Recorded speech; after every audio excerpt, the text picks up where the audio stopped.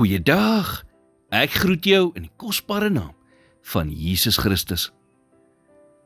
Stel jou gou vir 'n oomblik voor, jy staan voor 'n skildery van 'n pragtige groen houtskip wat doodstil in die hawe staan.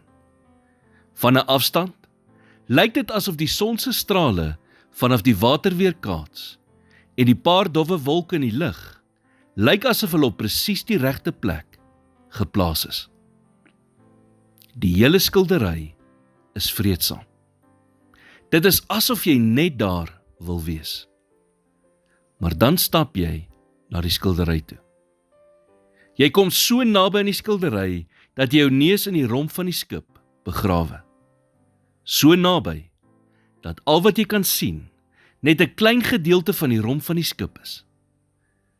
Daar is verskeie ander kleure en dinge wat gebeur in die skildery, maar van waar jy op daardie oomblik staan, kan jy dit nie van jou posisie af sien nie. Al wat jy kan sien is donker. Nie hoe die donker deel uitmaak van die skildery nie. Dit is dikwels wat gebeur wanneer die lewe vir ons nie sin maak nie. Ons is so naby aan die situasie dat dit moeilik is om enigiets anders as net die stryd te sien. Ons sien net die donker, maar ons kan nie sien hoe dit wat ons op daardie oomblik deurgaan in die groter prentjie inpas nie. Ons kan nie die mooi van die hele prentjie sien nie, want ons is te naby. God aan die ander kant sien die groter prentjie en hy's intiem betrokke by die situasie. Hy's in beheer en hy weet hoe hy dit wat jy nou deurgaan sal gebruik om jou te vorm na die beeld van sy seun. Hy sien hoe daardie donker gedeelte van die romp die groter prentjie soveel mooier maak.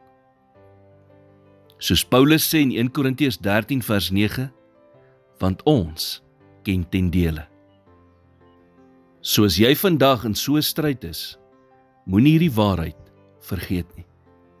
God sien altyd die volle prentjie.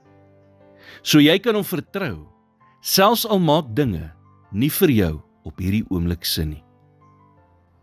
Here, ek besef vandag net weer opnuut dat my perspektief beperk is. En daarom sukkel ek dikwels om die hoekom agter my omstandighede te verstaan. Wanneer my hart egter moeg, angstig of verward is, herinner my daaraan dat U die groter prentjie sien, nie net die enkele donker gedeelte wat ek op daardie oomblik sien nie. In Jesus naam bid ek dit. Amen.